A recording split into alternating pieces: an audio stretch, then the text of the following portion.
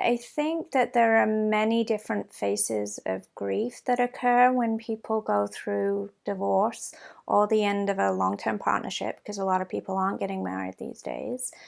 Um, and of course, there's the grief over losing a partner, but then there's grief over losing friendships, because it does occur that people will sometimes take the side of one partner or another.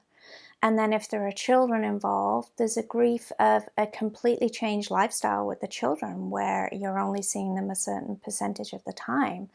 And you're also trying to help your kids navigate this new life experience and their grief over the loss of parents, right? And then depending on the circumstances around the separation or the divorce, there might be a lot of anger that comes with it. If there was a betrayal, there can be a huge amount of anger. So it's working up to that place where you feel able to forgive the partner and to even forgive yourself if it was something that you may have done or you may have been involved in that whole unfolding of the ending there. There's also a lot of financial changes, feeling displaced, feeling alienated from a community.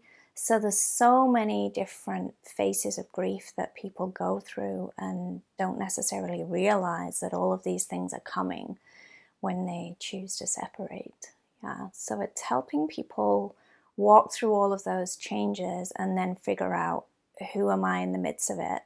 Who do I want to be? Who do I want to be? What does this next stage of life look like for me now? I have tended to work with the people who did not want the divorce, because it's usually more difficult for those people, because there's a strong sense of rejection, there's much lower self-esteem, and they're less adaptable to the change.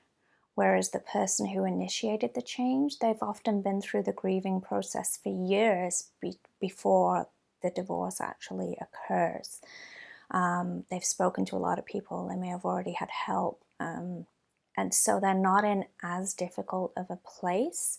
And so it's usually the partner who didn't want the relationship to end that I tend to see.